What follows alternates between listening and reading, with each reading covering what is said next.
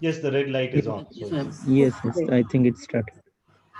Okay, so I think we can get started. Hi, everyone. Welcome to our panel discussion on the Bihar elections. Um, my colleague, Dr. Neeraj Vimal Prasad, was supposed to moderate this event, and unfortunately, due to unavoidable circumstances, he can't join us today. So I will be stepping in to moderate as well. I'd like to introduce our panelists, and then we'll turn it over to all of you to speak and respond to each other a little bit before opening it up to the Q&A and discussion with the audience. And for the audience, you should be able to type questions in the, I think either in the chat box, or there should be a Q&A box where you can type questions. Okay, so our panelists today are Dr. Lipika Kamra, Sarthak Bagchi, and Rahul Verma. Lipika Kamra is an assistant professor at the Jindal School of Liberal Arts and Humanities. She researches on democracy and development in India from an ethnographic perspective. Her research and teaching interests crisscross political and social anthropology, gender studies, international development, comparative politics, and South Asian studies. She completed a doctorate from the University of Oxford in 2016 and has previously taught at Georgetown University's campus in Qatar. Her current book project examines counterinsurgency, state-making, and development in modern India. Drawing on archival and ethnographic research on the jungle mahals of West Bengal, she examines how counterinsurgency recurs as a primary driver of colonial and post-colonial state-making in regions associated today with the Maoist insurgency. In this book, Kamra pays particular attention to the relationships between state actors and rural women that emerge in a counterinsurgency context, and how women navigate citizenship and development in rural India. This book draws on her doctoral research, and parts of it have been published in peer-reviewed journals and edited volumes. Dr. Kamra has also been conducting research on two new projects. The first, funded by a WhatsApp Misinformation and Social Science Award, examines the role of digital media in shaping everyday politics in India. This is a collaborative project with Dr. Philippa Williams at Queen Mary University, London. The first phase of the project involved ethnographic and interview research in two North Indian cities in the months leading to and after the 2019 national elections. Her second project looks at women voters in India and how they relate to the ideas and processes of democracy. Dr. Kamra holds a BA from Delhi University, an MA from JNU, and a doctorate from the University of Oxford. So thank you for joining us. Our second panelist is Sarthak Bagchi, who is an assistant professor at the School of Arts and Sciences at Ahmedabad University. He worked as a doctoral research scholar at the Institute for Area Studies at Leiden University in the Netherlands. For his doctoral dissertation, he has conducted a comparative study of clientelistic politics in the assembly elections of Bihar and Maharashtra. Trained as a political scientist from the University of Hyderabad, where he did his MA and MPhil, Sarthak has been a keen observer of electoral politics, party systems, and state politics in India. His research interests lie in the topics of patronage politics, populism, electoral politics, state-society relations, party politics, informal politics, and comparative politics. He has also conducted research to understand politics in other countries such as Turkey, Indonesia, and the Netherlands. He also writes for general audiences in The Wire, The Indian Express, and the Hindu Center for Politics and Public Policy. He's also worked as a journalist with the TV news channel NewsX before entering academia. He previously worked with the Royal Netherlands Institute of Southeast Asian and Caribbean Studies, Leiden, and Göttingen University, Germany, as researcher and postdoctoral researcher, respectively. And our third panelist is Rahul Verma, who is a fellow at the Center for Policy Research in New Delhi. He's also a PhD candidate in political science at the University of California at Berkeley, and his doctoral dissertation examines the historical roots of elite persistence in contemporary Indian politics. His book, Ideology and Identity, The Changing Party Systems in India, co-authored with Pradeep Chibbar and published by Oxford University Press in 2018, develops a new approach to defining the contours of what constitutes an ideology in multi-ethnic countries such as India. His research interests include voting behavior, party politics, political violence, and media.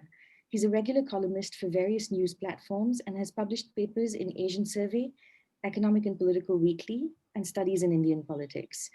Before starting his PhD at Berkeley, he completed his MPhil in political science from Delhi University his MA in Development Studies from the Tata Institute of Social Sciences, and a BA from Kirori Mal College, Delhi University.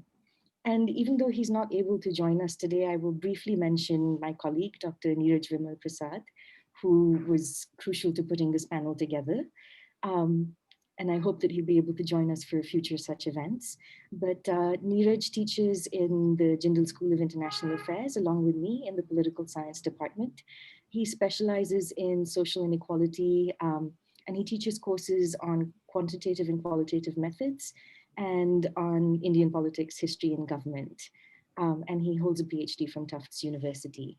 And I'm Geeti Das. I also teach at JSIA, and I work on gender and sexuality, urban politics, and statecraft, and I coordinate the BA Political Science program from which we're hosting this panel discussion today.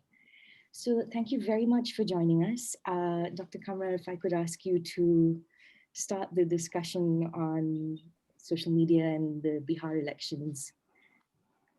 Thanks, Geeti. Thank you to you and Neeraj for putting together this panel, and such a pity that Neeraj couldn't be here, especially, because one's working from home these days, you miss that those spaces where, prior to an election, you just meet up and discuss what is happening. So it's great to have something like this here.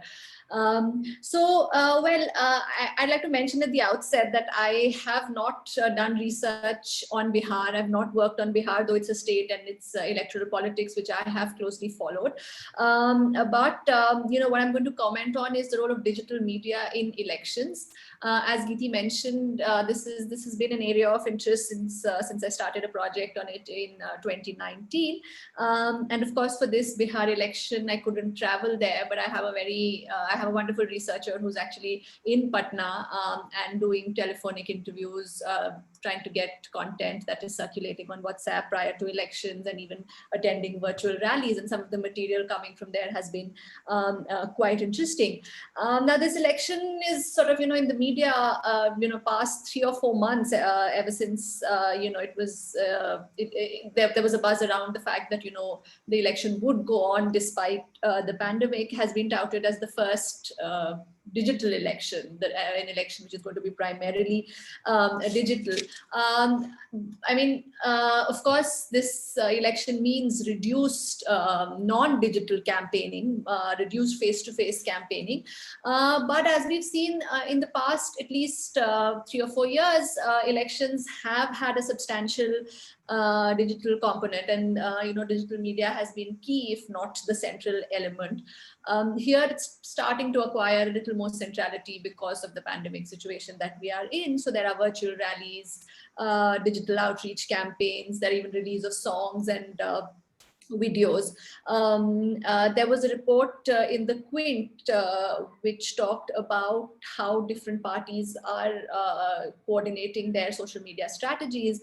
So, the BJP head of the operation of these operations, for example, mentioned that, they will create a WhatsApp group for each booth. And this is something which has happened even previously. In my research, we noticed this happening in the 2019 election as well.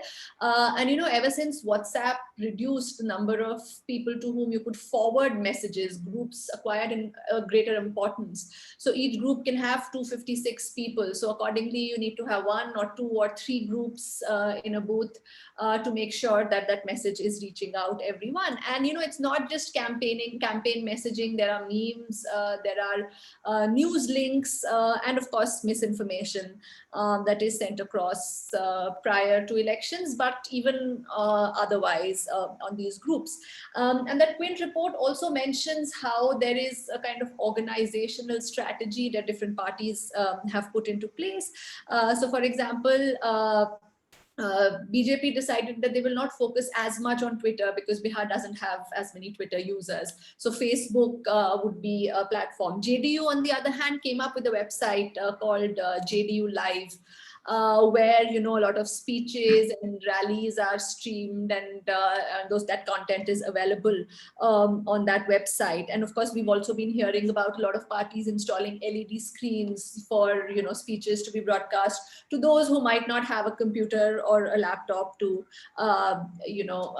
access them.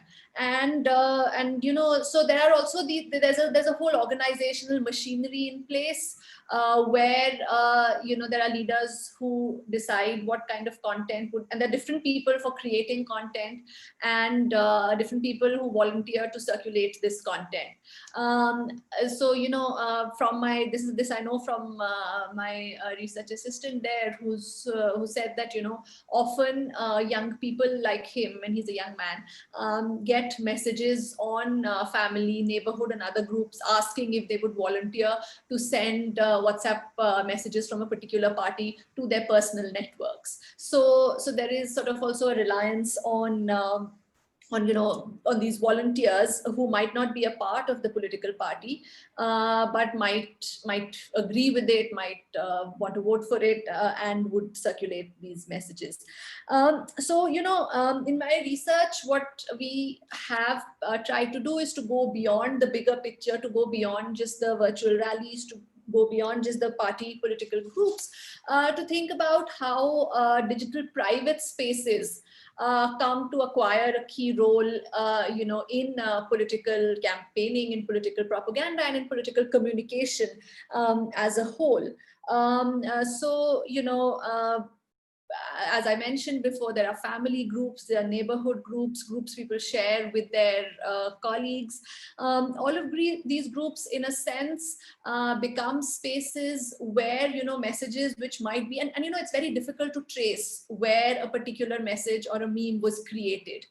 However, what comes across is that some of these messages seem as if they were created in the so-called election war room, IT war room of a party, but often find their way into these private WhatsApp groups as well. And there's often then sometimes there is a discussion of it. Sometimes people just look at a message and forward it.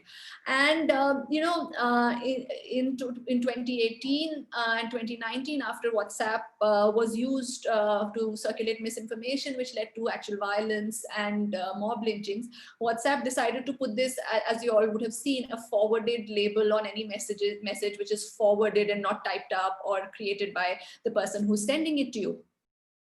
And in some part of our research, we try to ask people what they think of these features of WhatsApp. So it's not everybody, but we came across at least 4 or 5 people. This is earlier research, not the current one. Maybe people know it more now, who said that when they see a message which says forwarded on top, they actually think that they are being told by that person to forward the message.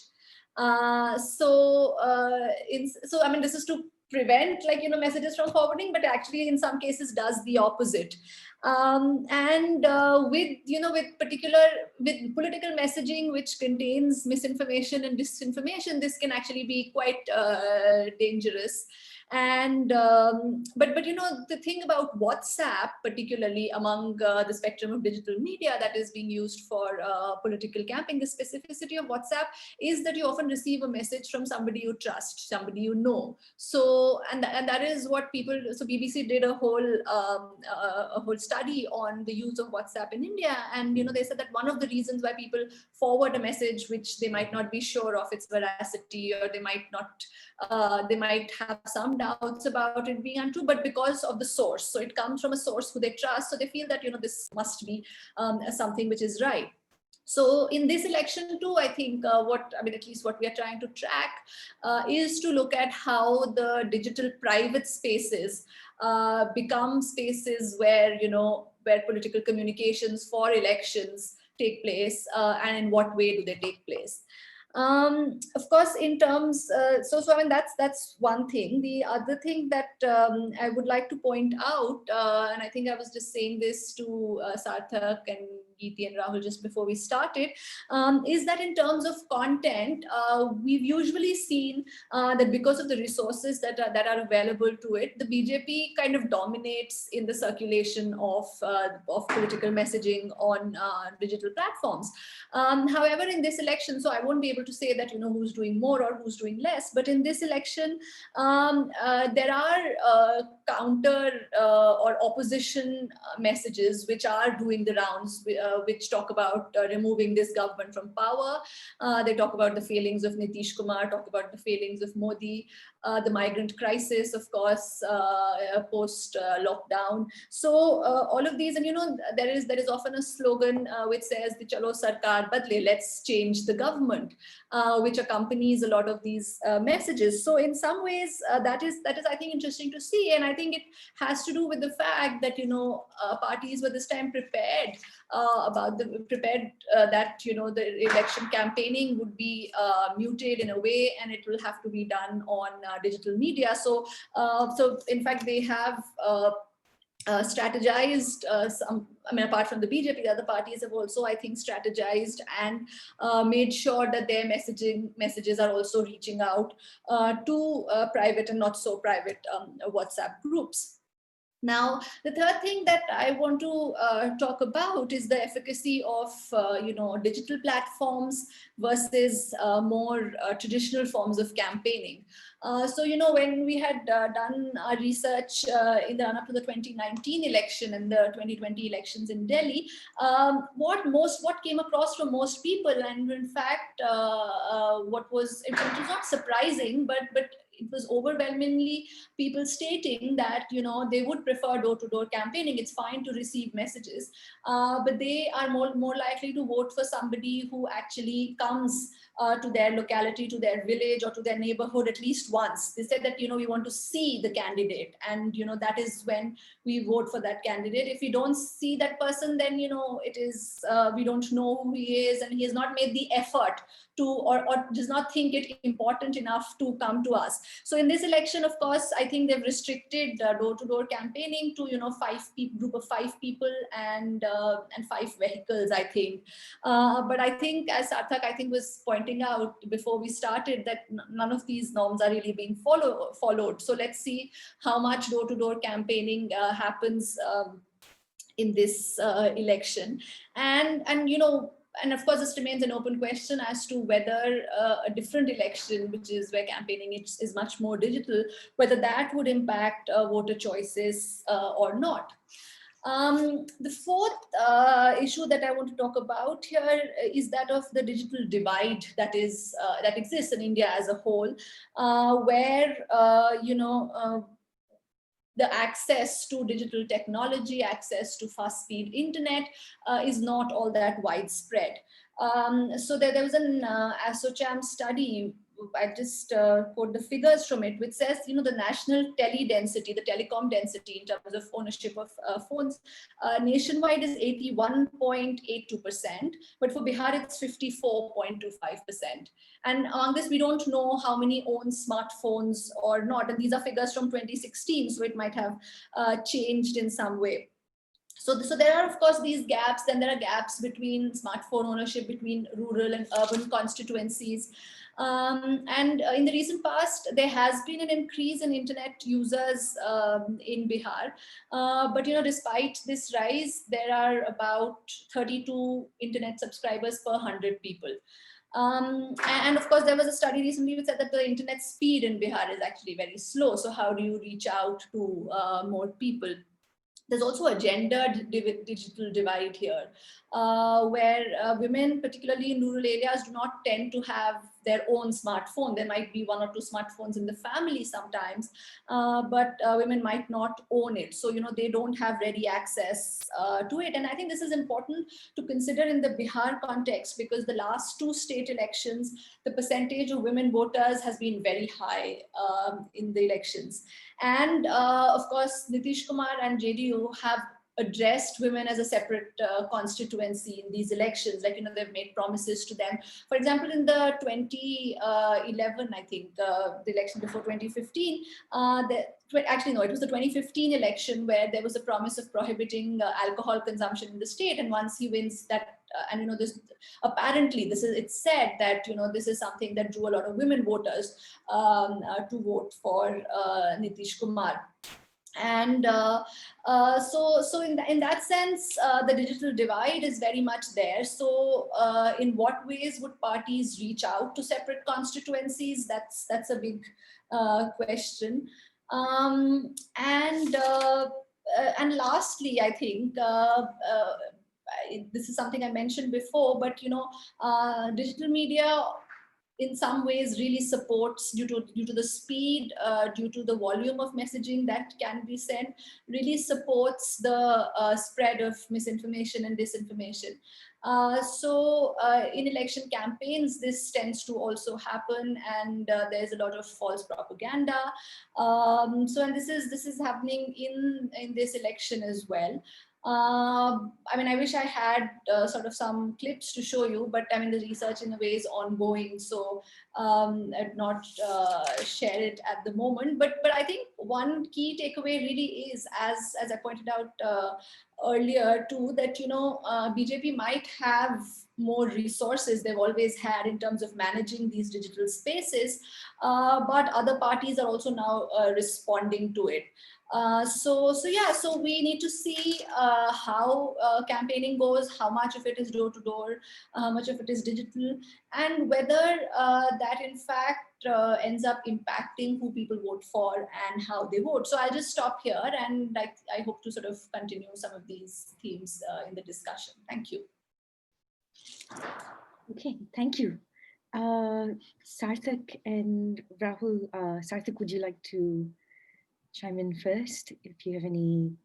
Right. So we can discuss some of the things that Lipika just mentioned in her in her presentation, right? So so talking about this entire idea of the digital election and everything, I think the start of the digital elections in India has already started from 2014 onward, right? When the BJP started with the entire emphasis on social media and everything. So they definitely have a first mover advantage. And I think, which is a very valid point that she was making, that regional parties were a little hesitant in the beginning also. In fact, most of the resistance to the election also, which came in terms of the request for reconsidering the election with the ECI, was basically put by the regional parties to understand that we will not be able to compete if it is only a digital campaign, and if normal campaigning is disallowed, right, or not allowed.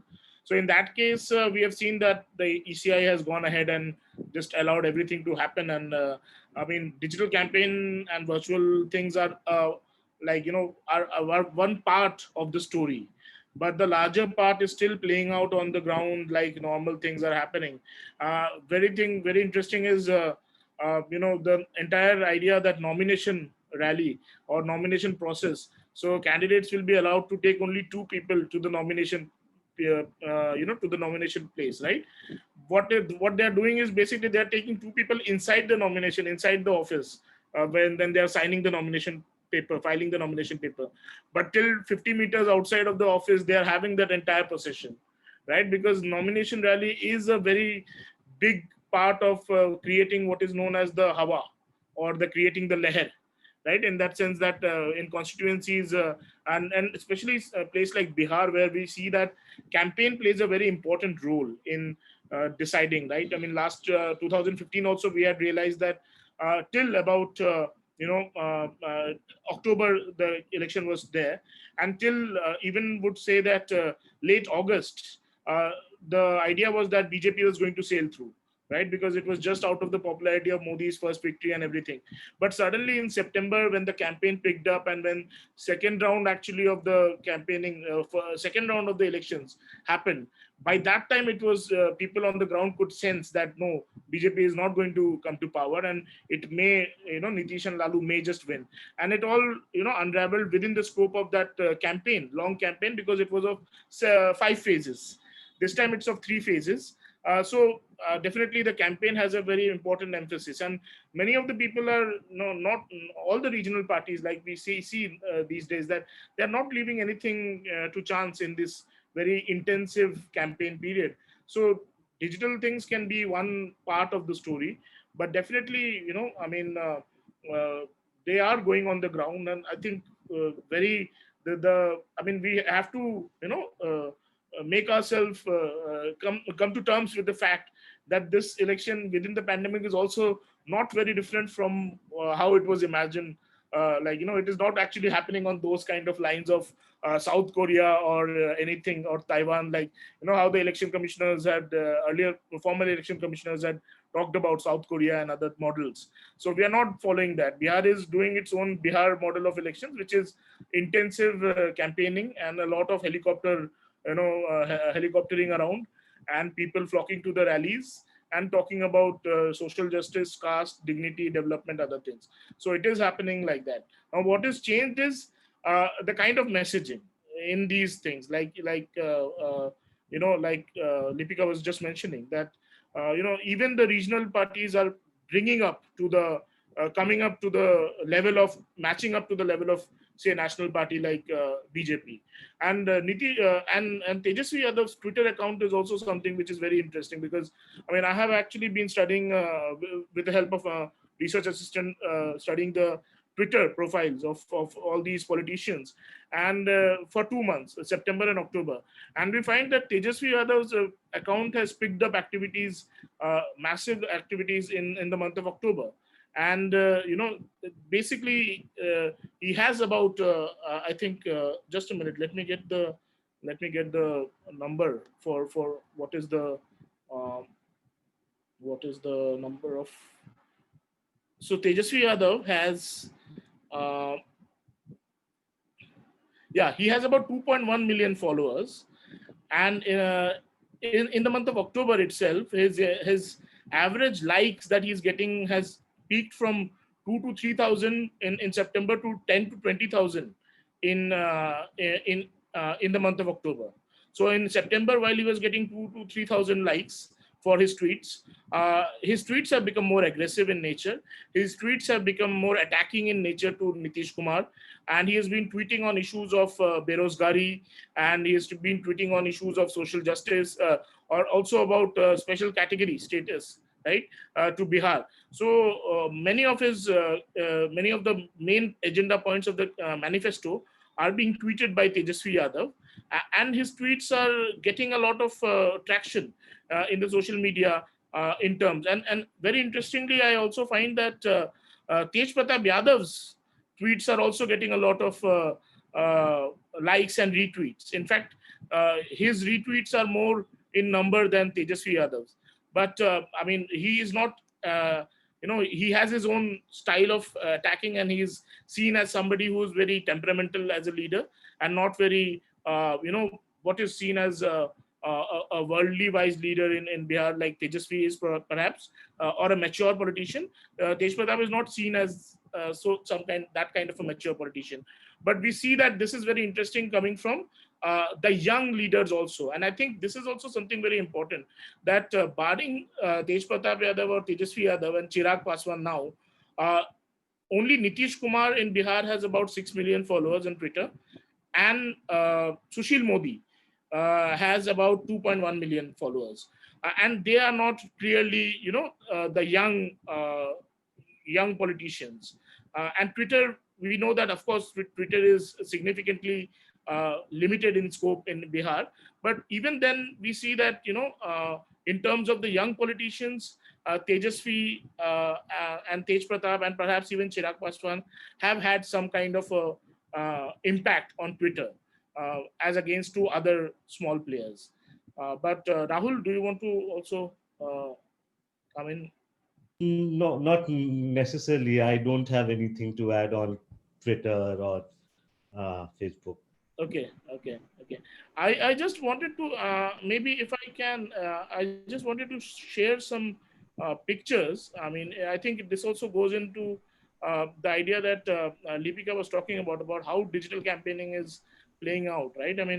Many of the parties have started using these websites, like Nitish has been doing about JDU Live. RJD also has launched something like RJD website, which went live, I think, in the month of October. I think beginning of October.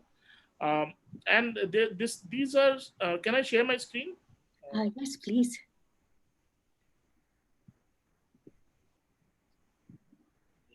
There is.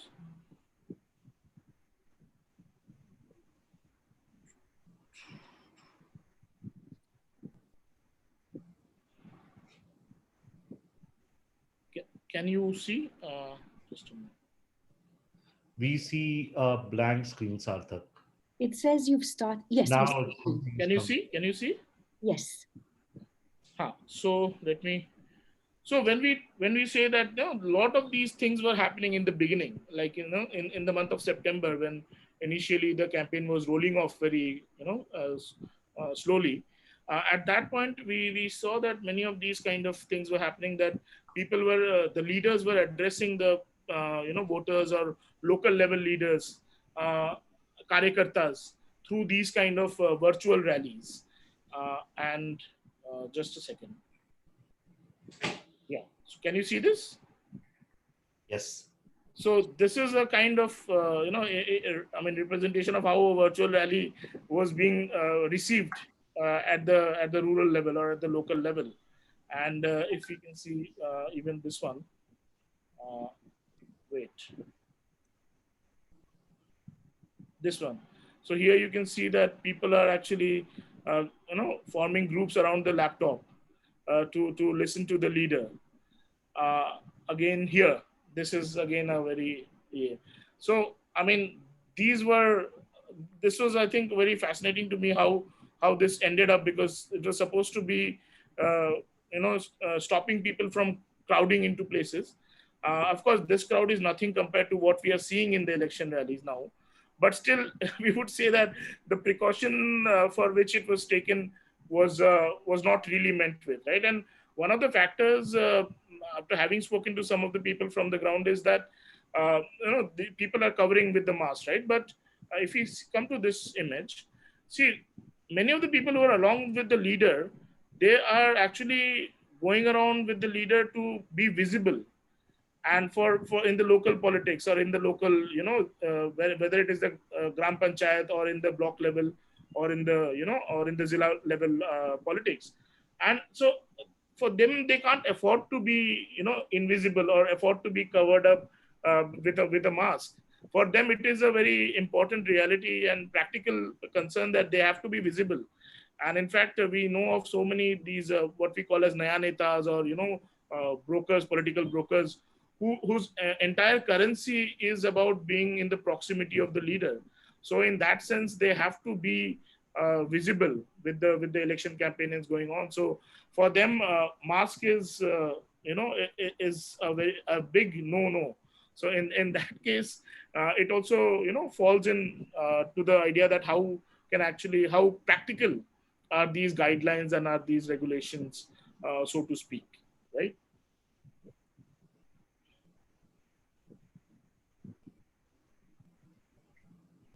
Okay, so should we segue into your discussion? Okay. So I'll just a minute. Yeah.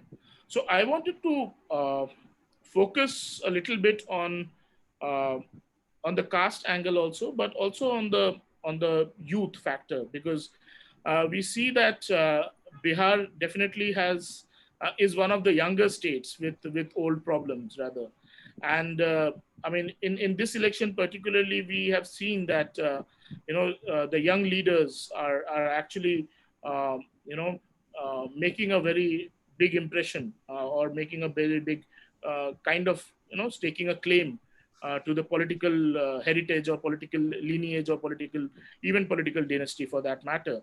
And I just wanted to highlight that probably why we need to actually look at the youth factor in Bihar a little more seriously than we have been evaluating it currently. And I would like to begin with a quote, or with a few lines from this very interesting and exciting new book which has come out on young Indian politicians by Pradeep Chibber and I think Harsh Shah. It's called India Tomorrow, and it the authors in it basically talks about some certain interviews with young politicians, right? And I think Pradeep and Harsh write in the introduction, and I quote that Indian politics is undergoing an ideological and generational transformation. A new generation of leaders is poised to take the reins of power in the coming decade. The aspirations and beliefs of these leaders are more reflective of contemporary India, which is now a nation struggling to redefine its identity. Its body politic cares less about consensus than power. The Indian state, in effect, is growing up. India is not as poor as it used to be. Its youth are more educated. Food insecurity has been reduced for a larger share of the population, and the state is more potent than ever before. Now, some of these things can be true for Bihar, and some of these things are still not completely entirely true for Bihar, because it still has some of the highest levels of malnutrition, right?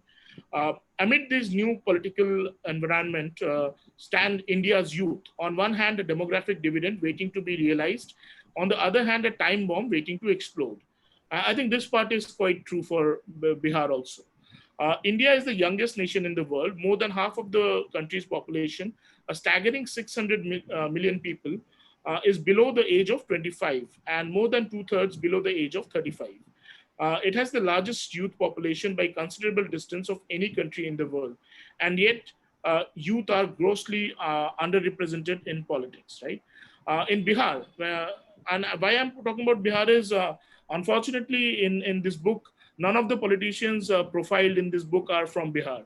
So there is a bit of a lacuna, which I wanted to point out towards also. But this is, which is why I think I would like to take the focus on this book and take it to Bihar. And in Bihar, we see that 5.1 crore, 11 crore voters are below the age of 50, and 1.6 crore voters are between the age of 18 to 30. Most of them have actually no lived memory of the 15 years of Lalu's regime, which is being touted as the Jungle Raj, and one of the main, narratives floated by Nitish Kumar's campaign is about 15 years of Lalu Raj versus 15 years of Nitish Raj. But the fact remains that a significant amount of the electorate does not have a lived experience of Lalu's regime, right? Which is why the Nitish campaign and the NDA campaign is stressing so much and spending so much money to remind people of that, of that period, right?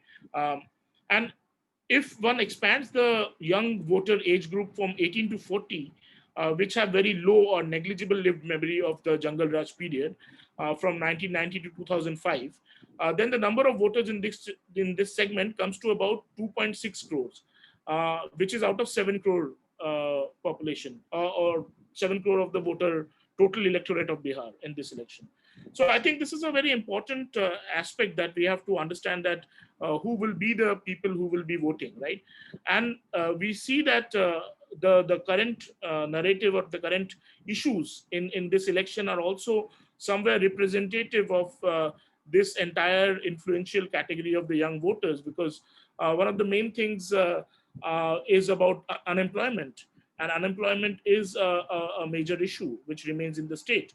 Now, Nitish Kumar's, if I can just elaborate a bit about Nitish Kumar's governance in the last 15 years, it has actually been a very interesting period for good governance in Bihar, wherein a lot of amount of money has been spent on infrastructural projects, on road construction, right? And in the initial years, if you divide the term into two parts, in the first half, we can say that even law and order control and law and order situation has been much improved.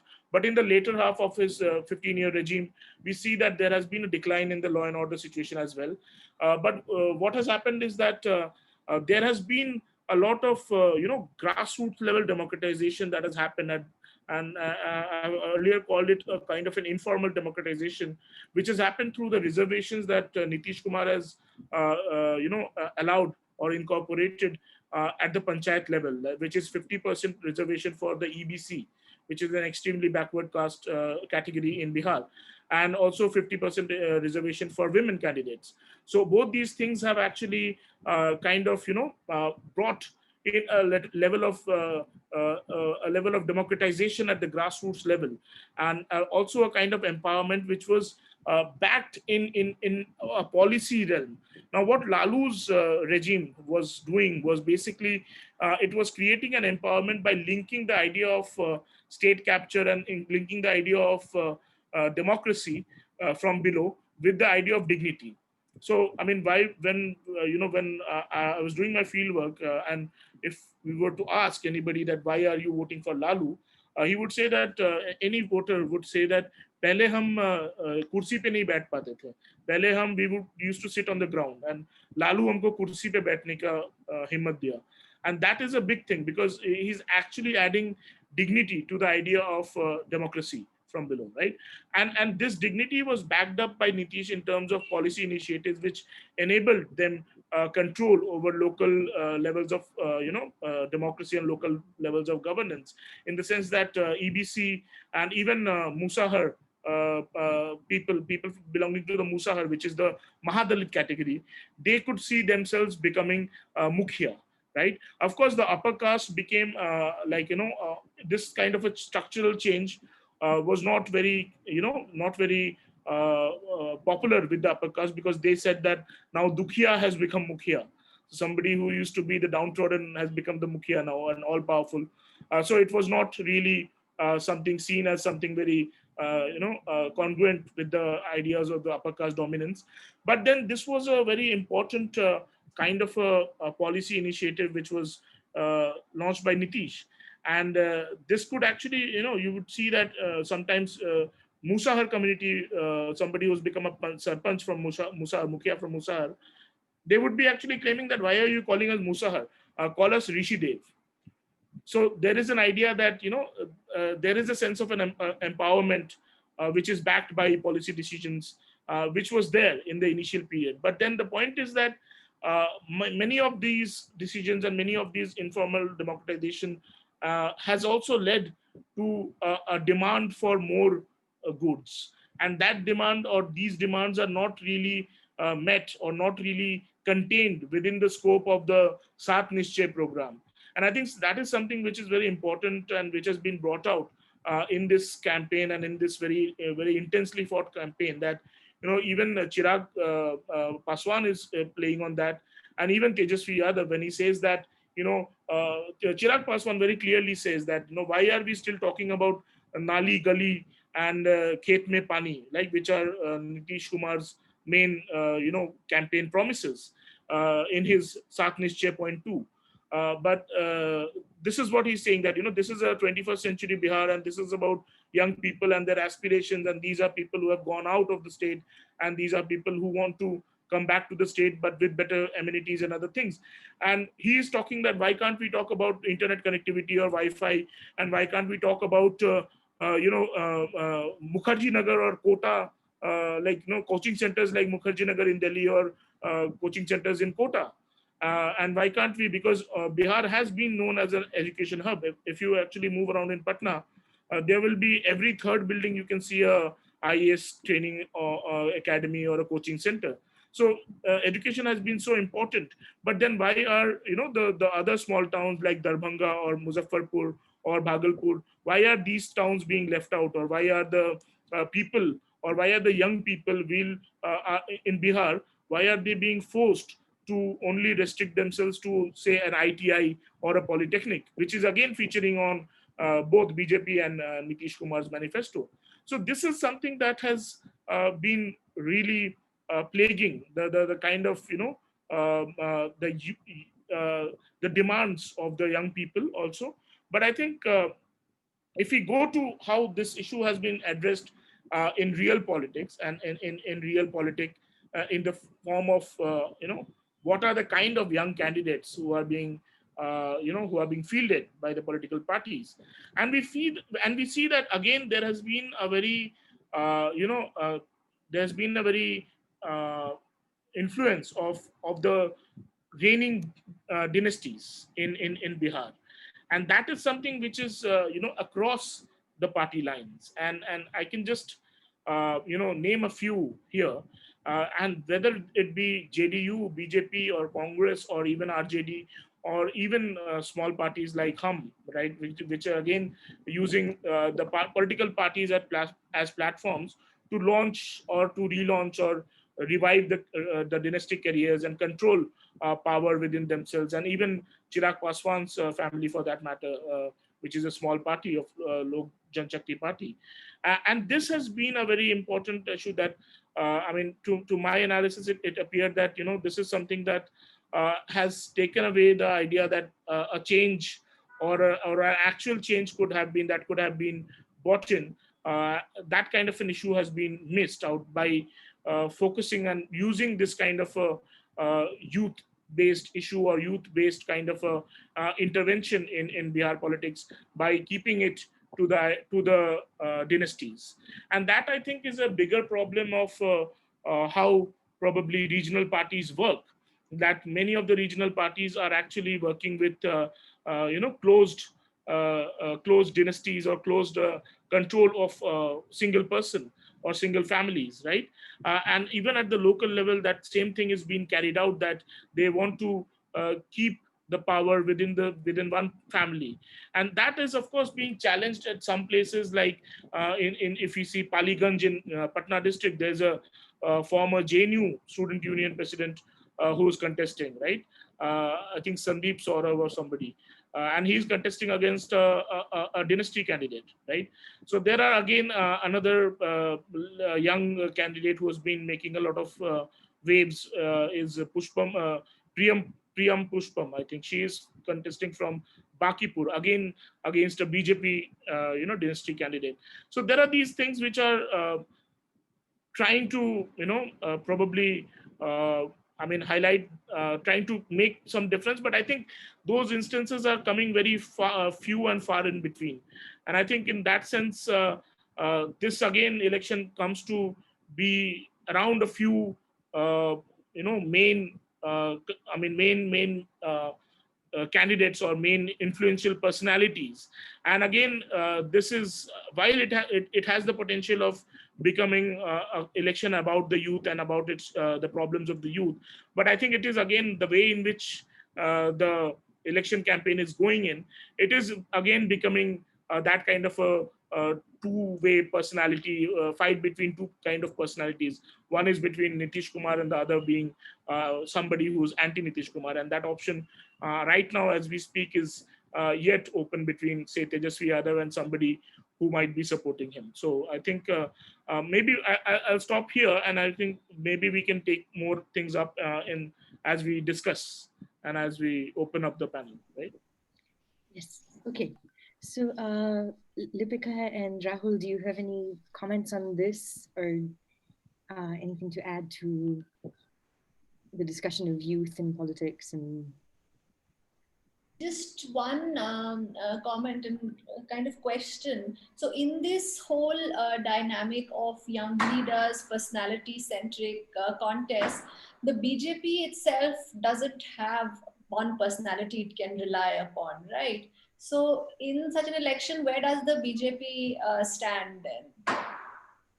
I mean, BJP, of course, has Narendra Modi, right? And that is the only personality that they have been using. And in fact, the BJP campaign has been waiting for Narendra Modi's rallies to begin from tomorrow, I think. And that is where their entire emphasis is also on, right? Because, I mean, even when JP Nadda, the BJP president, was campaigning, he clearly mentioned, and again, that's a kind of a, that's very important that you mentioned this point, because that's also kind of a threat to the kind of federal structure that we have in the country. That JP Nadda was clearly mentioning that Narendra Modi upar or Nitish Kumar niche, and that will only be the way ahead for development of Bihar. So they have been emphasizing on, whoever comes in Bihar, Narendra Modi should be on top, and only like if somebody which is somebody who is able to, gel with that personality that BJP has, only then development is possible. So that means basically any of their ally, right? And they have been emphasizing on this for double engine ki sarkar and all. So, I mean, BJP has been trying to portray some images or some personalities like Nityanand Rai, who was a Yadav leader, and BJP has been trying to, get some Yadav support or cut Yadav votes and, cut into the RJD with Nityanand Rai. And he was promoted as the, in fact, after 2019, he was made the Union Minister of Home Affairs for State. So that's a, like, because my field constituency was in Samastipur, and which is next to his Lok Sabha constituency. So he has been touted as, the chief minister that can be, or the chief minister material. And again, there have been some very traditional BJP, leaders like Giriraj Singh, who again have a certain kind of personality. And of course, his contest with Kanhaiya Kumar got a lot of, limelight and everything. But I think on a state level, BJP doesn't have any face which is, which is likable and which is actually liked and popular among BJP's own cadres. So Sushil Modi, for that matter, is not at all popular with the BJP cadre, right? I mean, at least not in North Bihar and not in Simanchal and other regions. So this is the kind of thing that BJP does not have that. And with that Narendra Modi personality, I don't think they even want to cultivate strong, strong regional leaders or strong personalities. So, and that is clearly also seen in their social media engagement and others. All Sushil Modi tweets about are things about the center government and, or what Nitish Kumar is doing. So there is no imagination from the Bihar BJP in that sense. Very, very, very less, I think. Yeah. So, yeah. Rahul? No, I don't have any comments as such. Like, I think both Lipika and Sarthak have painted two very important pictures. Sarthak by talking about the nitty-gritties of politics that is shaping up in Bihar, and Lipika by sort of like explaining us how new modes of communications are sort of like, have become much more visible in this election, and how they are shaping both the campaign and electoral politics in Bihar. So what I'm going to do in next 10 minutes is to sort of like take a broad picture of Bihar politics, rather than I don't have that detailed or fine-grained knowledge of Bihar as my friend Sarthak does. So I'll take a sort of big picture approach. Not that this is the better picture, but like I have a different picture to show, which is, I think, like one needs to understand why this 2020 Bihar election is very, very important. People like me, who sort of like study elections and write on voting behavior, may say that, whenever they talk about any election, they will say that this is an important election, or where, this is a game-changing election. But not all elections are important, because some elections basically set the tone or tenor of politics that is going to happen for many, many years, right? So, for example, 2010 election or 15 election in Bihar was not, it was important, of course, but was not a trend-setting election. The last big trend-setting election in Bihar was in 1990. So what we have been witnessing till now has been the patterns of competition that was shaped in 1990. So we were in the Mandal era of Bihar politics. Similarly, if you look at the national level, sure, 2004 was important election, 99 was an important election, but 2014 was a very, very important election, because it shaped a new kind of politics. 1989 was a very, very important election. Why 2020 in Bihar is an important election?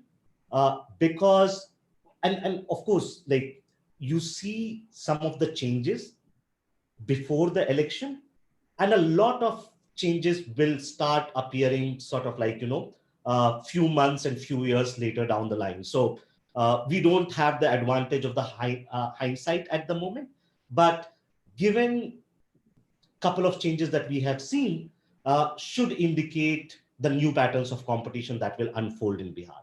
So first of all, in Bihar, BJP, which till now was a marginal player in that sense, right? Between 1990 and 2015, BJP was party number 3, always dependent on JDU. JDU was a bigger partner. 2015, they break up. BJP emerges as the main opposition, right?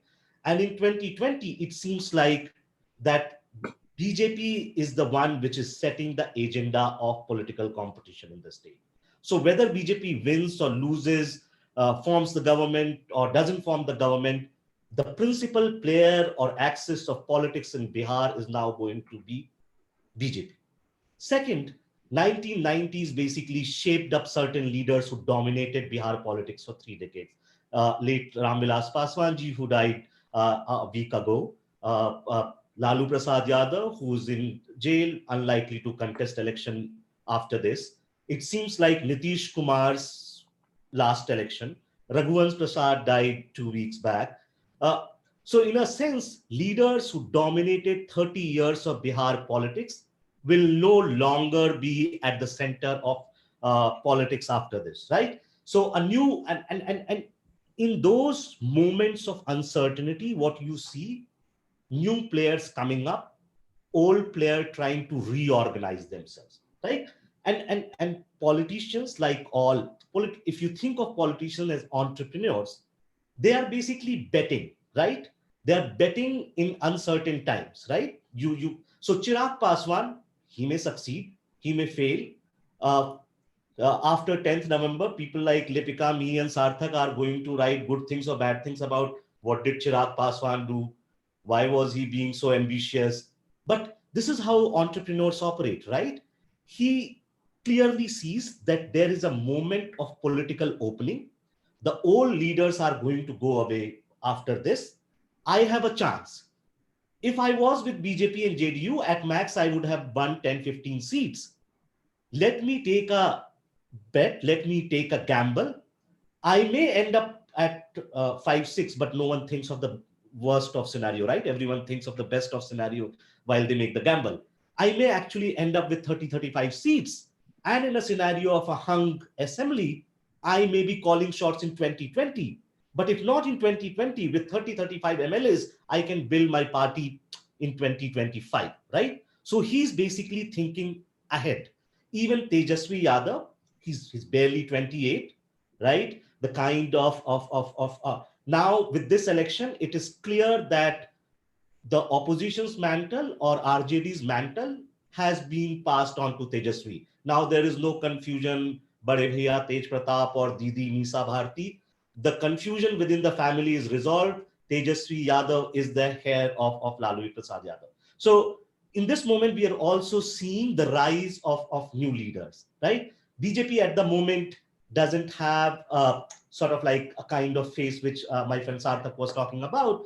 And that's a problem for BJP going forward. How long will Modi be basically mobilizing voters for them? So the big first picture is this is 2020, very, very important election because it will change the pattern of competition. And mind you, this election is also happening in the backdrop of a pandemic, which basically makes a lot of things uncertain, though our friends in Bihar doesn't seem to see things that way. They are going out in rallies and campaigning and doing everything. Who knows? On 11th November, all 243 members of Legislative Assembly are also corona positive. Nobody knows. That can be a positive outcome. Sorry? That can be a positive outcome. I'm sorry. Yeah.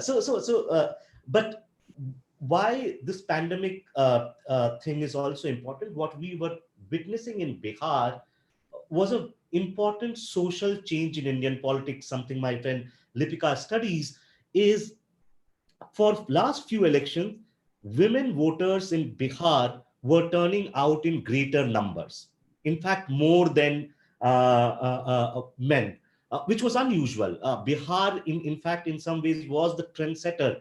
The earliest indication of this goes back to October 2005 election, which was happened 6 months. But in 2010, 2015, we saw that there is good enough evidence from the surveys and also from the ground that women basically backed Nitish. In fact, like my conversations with BJP leaders who say this in like candidly is that Nitish was more popular among women voters, even in comparison to the prime minister, like in the rallies. And so like leaders basically like Nitish Kumar, he may not be what he was a couple of years back, see these changes and they respond to these societal changes, right?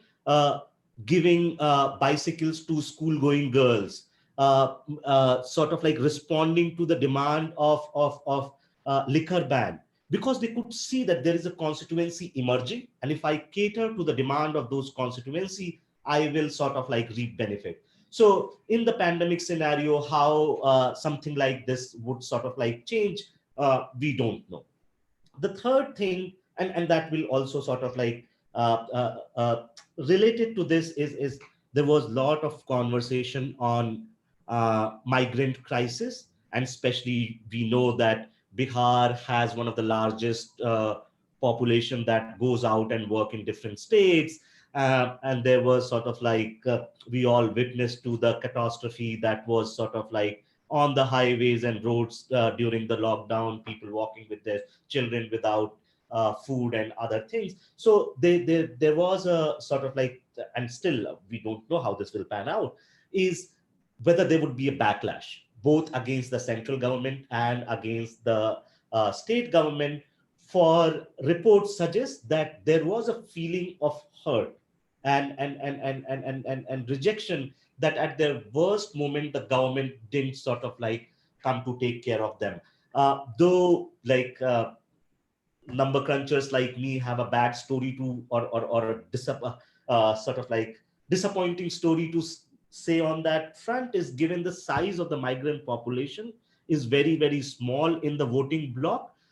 They alone, even if they decide this is their priority number one, this is on what they're going to vote for, they may not be able to change the whole electoral math in a circumstance or in a scenario where not just them but their family and relatives also feel that this is their priority number one. They can at least sort of like bring or at least would be a serious voting bloc in 1/4 of the constituency. So not enough, but still they can sort of like make sure, and this will set the template, right? Like for long, everyone has been asking, when is India going to explode because of the economic crisis or economic slowdown they have been seeing for last 3-4 years? When are the voters going to react? If they don't react even in 2015 Bihar, then for some time we need to sort of like keep the theory of economic rationality and vote choice in cold storage and think about what other factors might be sort of like shaping voting behavior in India. Uh, and as scholars, we need to continuously sort of like be on guard about these things. The third big picture change or big picture thing is, which we need to keep in mind before every election, which is there, like long back, some American political scientists wrote, and I forgot his name, that there is a cost associated with ruling. Each day you rule, you lose some voters, right? So when you are a chief minister for 15 years, you are necessarily going to sort of like lose certain voters. So there a fatigue or builds up, right? So which is not to say that Nitish is excellent and he did good. Uh, Nitish was, like all indicators suggest, was sort of like popular, as well as his governance track record was best in his first term. It's declined a bit in second term. Third term, it seemed chief minister wasn't as active as he was supposed to, both on a very sort of like real scale, but also on a scale of the expectations which he raised by his first term, right? By his first term, he raised expectation where he was called Susashan Babu, and he basically said that I've established rule of law and all those things. So there was a certain level of sort of expectation, and that has basically come down. Uh, and that, but given that NDA or BJP does not have any other state leader as popular, Nitish still remains the most popular face in Bihar perhaps after Lalu Prasad Yadav, or equal to him because Lalu is no more in the scene. So Nitish, while retaining the top slot, has slided down in popularity, right? And this, in some ways, has opened the political game in Bihar. So this is sort of like that thing about like punditry in elections. Like we sort of like study elections just to sort of like,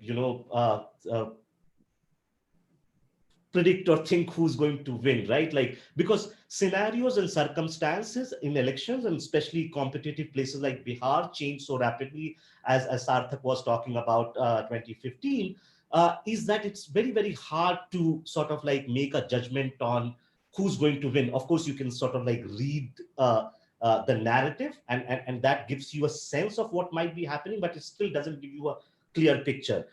So this has given an opening to the opposition parties, but and they are sort of like playing to the template which has developed post 2019 for the state parties.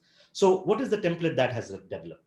State parties in Delhi, in Jharkhand, in Maharashtra, in Haryana realized that Prime Minister Modi remains very, very popular. There is no point attacking him in the state election. It doesn't sort of like win you any brownie points. You waste your time rather than focus on the state BJP leadership. That's the weak link. So first attack the local leadership, prop up, and many of these parties have very sort of like popular leaders, right? In all these states. So focus on local issues, local leaders. Don't touch Modi, don't harp on national security issue and anything that is to do with religion. I'm not saying this is the best template you would hope for a democracy, right? But this is the most practical template regional parties seem to be coming up to challenge the BJP. And it happens, right? This is how the political competition is shaping up. So agenda setting party, which is what BJP is setting the agenda, and opposition has developed a narrative. It is not going to succeed in all cases, but it definitely basically brings you in the competition. So at the moment, what we see is happening in Bihar, that there is a opening for opposition. And this opening has been created by over ambitious and overzealous BJP. BJP, couple of weeks ago, either thought, I don't know, I'm not privy to their secret meetings, but the rumor in media and everywhere was that BJP feels that it can win this elections alone. So what they are going to do is prop up Chirag Paswan, who will undercut JDU. So the gap between JDU and BJP increases to an extent that BJP says, boss, you've got so fewer seats, we are not going to make you chief minister. Right? Now, 2 weeks later, I hope even not just BJP realizes that this game is not going to work. So the opinion poll survey of Lokniti CSDS, which came out a couple of days ago, so what does the poll say? Nitish is popular, NDA has an edge, the game is not over. And the reason why this was happening, because there is a split and confusion in BJP's rank and file. So JDU supporters overwhelmingly say, we are satisfied with Nitish, he should get another chance. Yes. BJP voters, only half of them are saying we are satisfied with Nitish and he should get another chance. The other half is saying we need a new leader. And this was basically created by the kind of confusion that rumor created. So now in last 6-7 days, the BJP leadership, including Amit Shah and JP Nadda, down to the state level leadership, is basically going an extra mile, making this argument that Nitish will be CM no matter what the seat ratio is going to be. He is our face and everything, right? To sort of like, so the key to Bihar election outcome on November 10 is going to be whether BJP managed to sort of wean away this confusion within its rank and file and ensure that BJP voters turn out to vote for JDU in the JDU constituencies. Unless that happens, the game can go anywhere. So that's the thing to watch out for. And yeah, so I think I'll sort of like rest my case here, and happy to answer any questions, any queries, anyone. Okay, so we have a couple of questions from the audience, and then we can continue to have a discussion. But there's one question about, of the, okay, I hope you can see the chat box because these are very long numbers. But it's a question about, the age group of 18 to 28 is a significant proportion of the registered voters in Bihar. What role do you think young voters will be playing in the election? Do you think they will favor the BJP as they did in 2014 and 2019?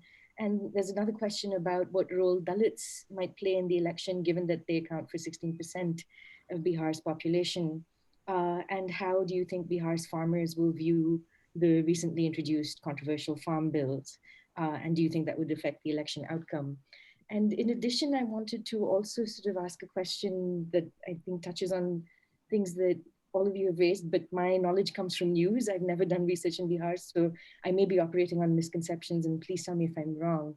But it does look, at least from kind of following some of the news around the election, that there's a move away from certain discourses of diversity on the sort of campaign level. And so I was reading that Tejasvi Yadav's, so that the BJP is fielding even more upper caste Hindu candidates than usual. Tejasvi Yadav's campaign seems to, there was an interview where one of the strategists said that we're trying to move away from talking about caste and to focus on poverty, unemployment, and farmers. And even though women's voter turnout has been increasing, the number of women candidates has decreased this time round. So if this is an agenda setting election, then do you think that that's also is that also part of the agenda that's being set? And is this a kind of harbinger of things to come? Can I? Can you repeat the last bit of your question? Sorry. Yes, sorry, from where? Yeah. So I was just wondering that if this is a kind of agenda, if this is an election that changes the way that the game is played, right, then is this kind of rolling back of caste representation and gender representation on the level of who runs? Is that also kind of something to expect, that we should expect will continue? Okay. So Rahul, please. I'll take few questions, the easy ones, and leave the difficult ones for Lipika and Sarthak. Something I missed, and I'll just sort of like wanted to connect to both Lipika and Sarthak's presentation. And this is where sort of like given in most elections in India, and this has been consistent data, that approximately 1/4 of the voters remain sort of like undecided who they are going to vote for, right?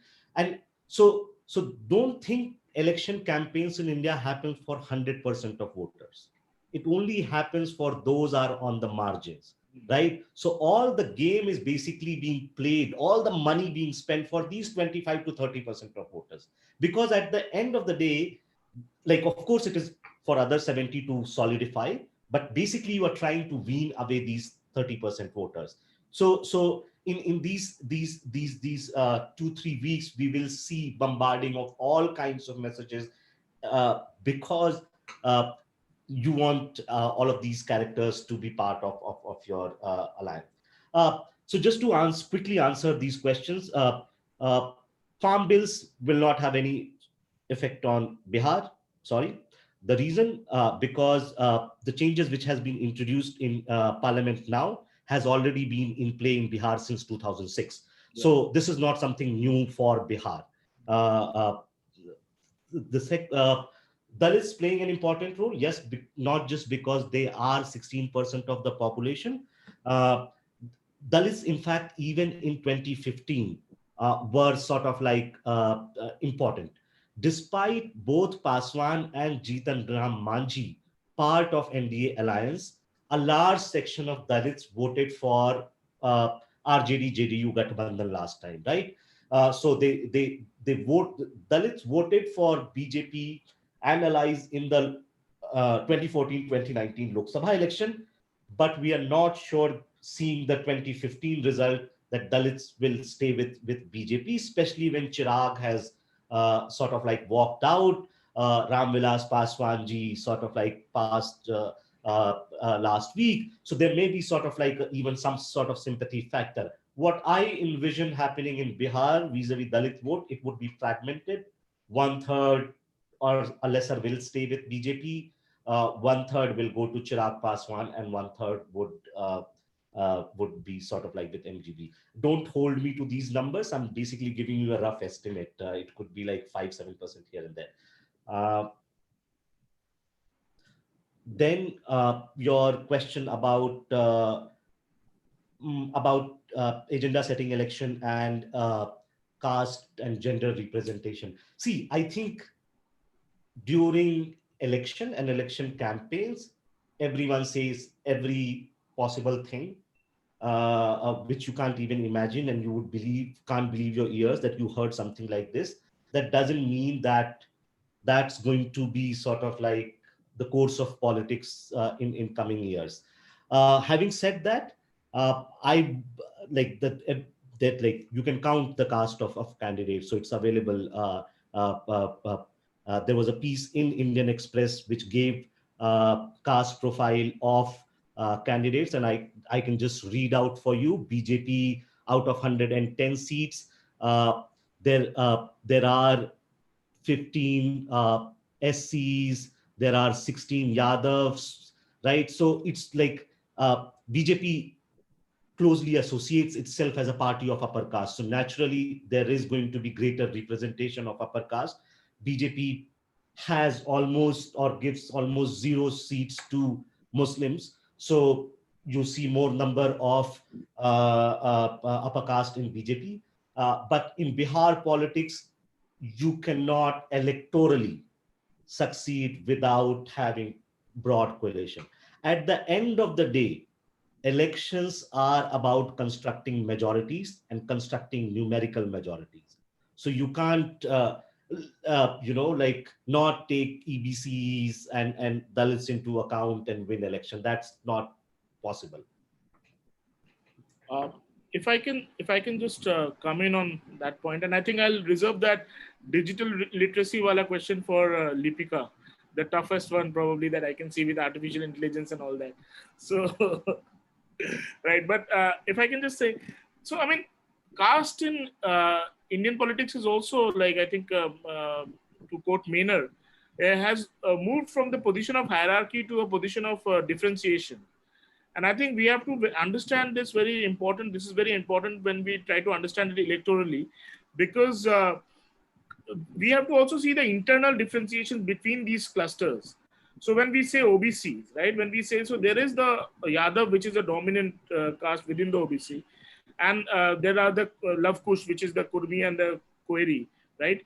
But there are other backward castes also, like the Teli and the Dhanuk. So these will also be trying to, contest with the dominant forces within that cluster. Similarly, with the Dalits, when we say, the Dalits also have, of course, the Mahadalit and other things, the Musahar and others. But barring that, also there are 21 other Dalit jatis, like the Ravidasis, the Tatmas, right? There are several other such jatis which are there and which are all contesting and which are all staking a claim on the limited resources that are available, right? So in that sense, it is also that we see, especially in this election and also in elections before that, how these different parties or different jatis have tried to assimilate and use the numerical preponderance in order to stake claim over the resources, or even to in order to stake claim over representation. And again, this is not only a phenomenon which is arising out of like 2005 or 2000 or even Mandal. This has actually been in Bihar at least since 1960s, which when Lohia and others, so they started with this idea of Samajwadiyon ne bandhi gaat pichda paave 100 mein 60. And this is important that Rahul was talking about the generational shift, right?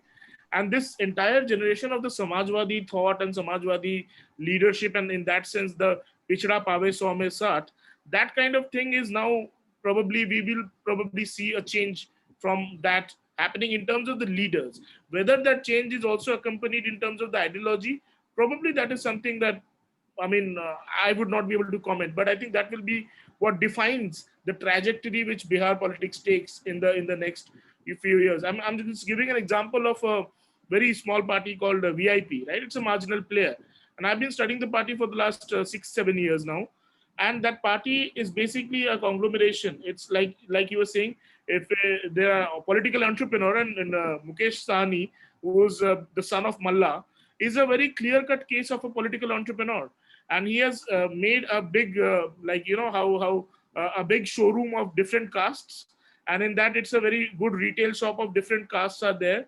So they are like, you know, like different categories are there, and this is all falling under the Nishad community, and this is a very important section of the EBC. And they have staked their own claim that when we have our own representation, we have our own numbers, we want our own leaders also, and we want to form our own political party. I mean, in many places, again, in UP, the Nishads have been co-opted. There is a Nishad party which has been co-opted by BJP. Right, and even in Bihar, there are big Nishad leaders, like say Captain Jainara Nishad was there, and his son Ajay Nishad from Muzaffarpur. They have been co-opted by the BJP, and they have been given that kind of a place in the BJP, very limited bandwidth. But now with VIP, and you know, they were with the Mahagathbandhan, and they left out in the middle of the press conference and in the middle of all media view and everything. And he went to Nitish Kumar, of course, and NDA, and it got 11 seats from the BJP quota. And of course, I think it can be all staged and it can be drama and everything.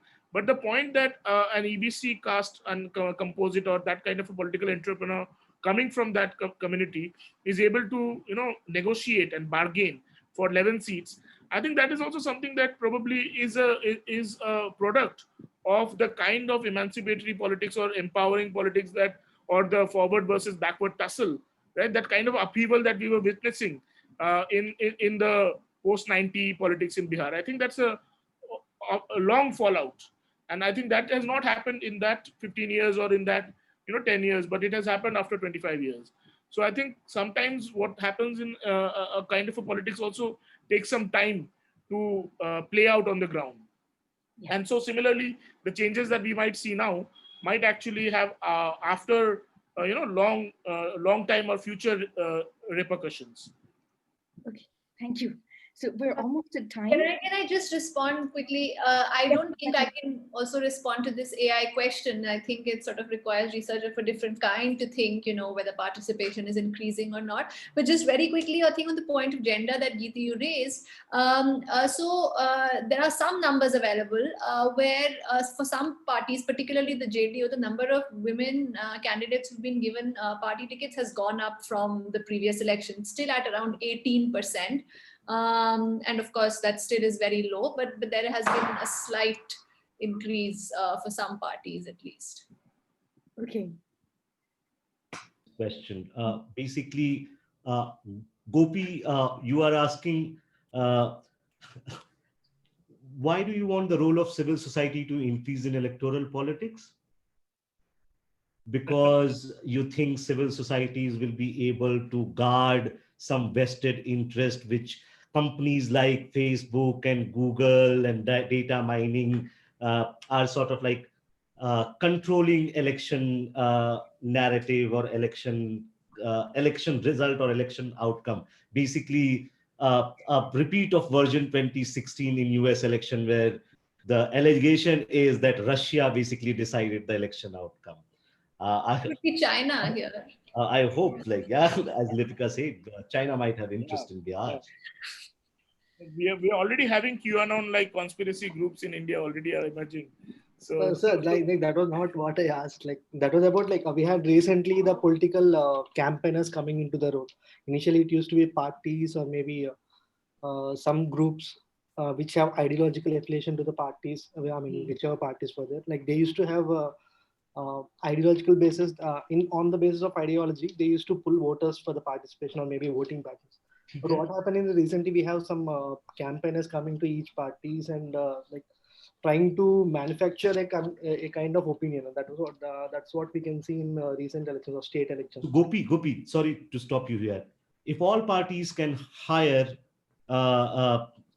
people who can manufacture consent for them, it will cancel out the game. And if your argument or logic is that a party which has the highest amount of money can hire highest number of campaigners, then perhaps that party doesn't even need to hire campaigners. Go back to your patronage democracy thesis, you can directly buy voters, right? So think hard about this question, what you are asking. I share your concern, right? Money and campaigners, professionals basically sort of like deciding election or interfering in election outcome. But politics is a high stake game, right? If I am going to contest, I am going to use every means possible to win election. So your normative concerns about democracy are fine. I am not in politics to answer your democratic concerns, right? Or normative concerns. For first, the primary objective of a politician is pursuit of power. I'm not being Machiavellian and saying be immoral, but that's why they are there. I get it, sir. I get it. Right. Geeti, if I can ask, there was some student, right, in Patna? Yes, so I think I've been getting messages from him, but I think he wasn't able to join us.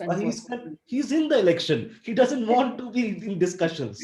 Oh, no, but I mean, I wanted to ask him something, so maybe I had some questions for him. But yeah, he hasn't been able to join, unfortunately. So the digital divide is a real thing. Yeah, I choice. Message saying, I mean, I last heard from him saying that he had network issues. So hopefully at some point we'll be able to have a discussion with him as well. But yeah. Okay, so we are at time. I just wanted to say thank you so much for joining us. And thank you for a wonderful discussion. And if I have 1 minute, can I ask one question? I mean, if Rahul has been following that, I just wanted to ask something. And I found it also, it was not really answered well in the last panel that Rahul hosted.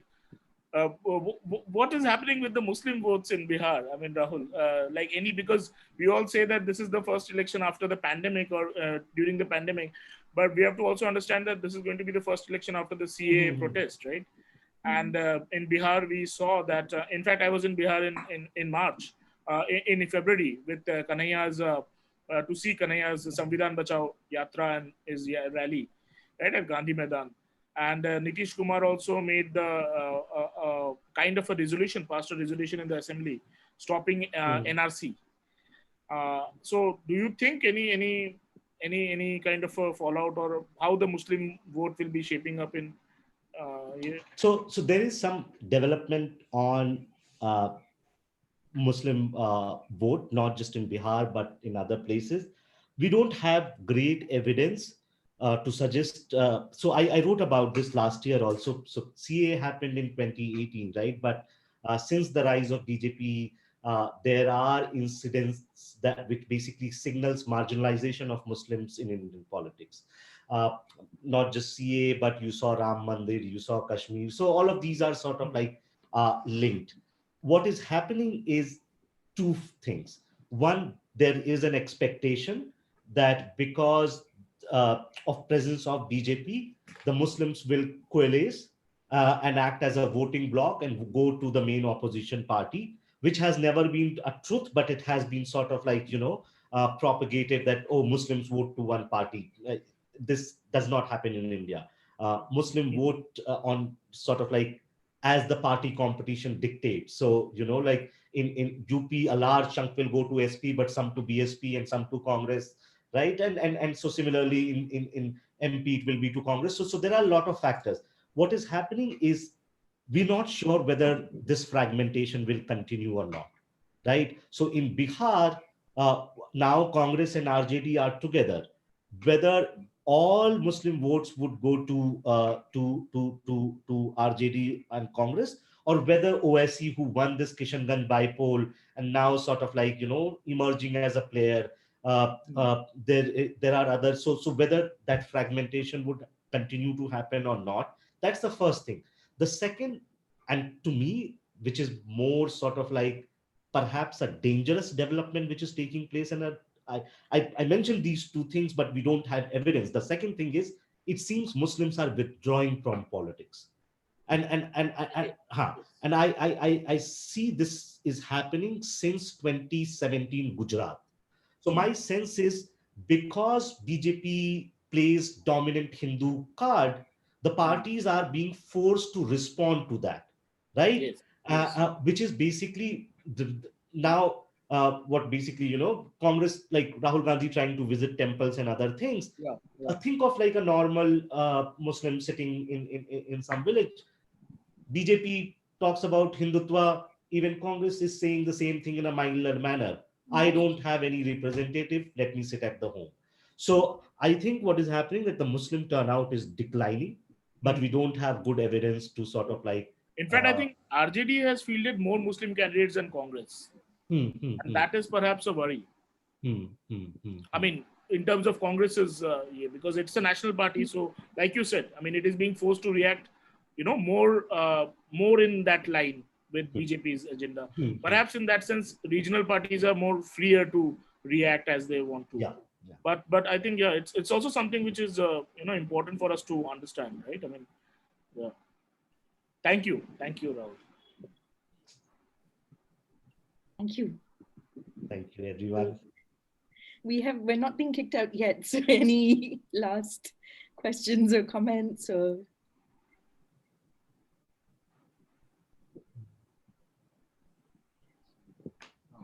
Okay, so well, thank you so much for joining us, and I hope this will be the first of several discussions. And yeah, I think that the recording will also be available online at some point. So thank you very much, and thank you for the audience. Thank you to the audience for joining us as well. And hopefully at some point we'll also be able to have a discussion with Neeraj. So. Thank you so much. Sarthak and everyone for a wonderful discussion. I think it's got to learn a lot of new things. Very much. Thank you. Thanks a lot. Bye. Bye.